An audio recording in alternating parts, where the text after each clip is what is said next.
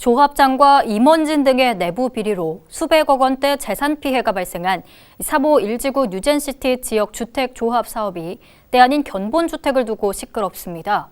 이 사업 견본주택을 세운 땅이 청주교육지원청 소유로 밝혀졌기 때문인데요. 피해 조합원들은 공유재산을 충분한 검토 없이 대여해준 교육청에도 책임이 있다며 목소리를 높이고 있습니다. 임가영 기자입니다. 청주 뉴젠시티 견본주택 입구입니다. 군부대 철조망을 연상케 하는 철망이 감겨 있고 입구 유리창은 깨진 상태로 위태롭게 걸려 있습니다.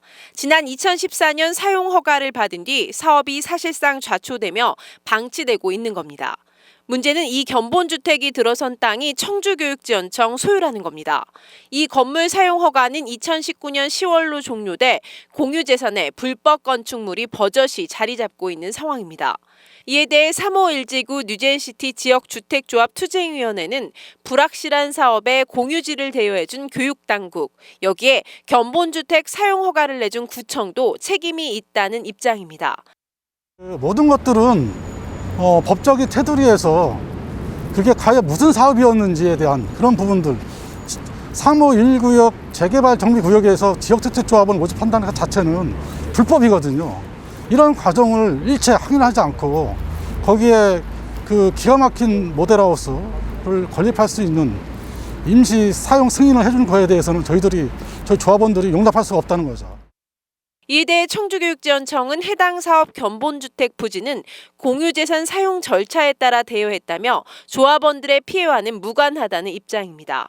부지 사용 입찰 공고를 통해 1, 2회에 유찰돼 뉴젠시티와 수의계약을 맺어 6년간 부지 사용비로 3억 9천만 원을 받았다는 것. 오히려 사태가 불거진 뒤 견본주택이 불법 건축물이 되면서 교육청 역시 피해를 보고 있다는 설명입니다. 이에 교육청은 뉴젠시티 측에 2차 철거 계고장을 발송한 상태로 추경에 철거 예산을 세워 오는 6월쯤 행정 대집행을 한다는 계획입니다. 서원구청 역시 조합원들의 주장을 받아들일 수 없다는 입장입니다. 견본주택의 경우 허가 사항이 아닌 가설물 건축 축조 신고만 하면 지을 수 있고 현재 이를 규제할 법적 근거가 없다는 겁니다. 가설건축물 신고는 용도 및 토지 승낙이 있으면 법적 요건에 적합할 경우 해줄 수밖에 없으며 재개발 지역에 포함되어 있다라 하더라도 지역주택조합으로 할 수 없다는 법적 근거는 없습니다.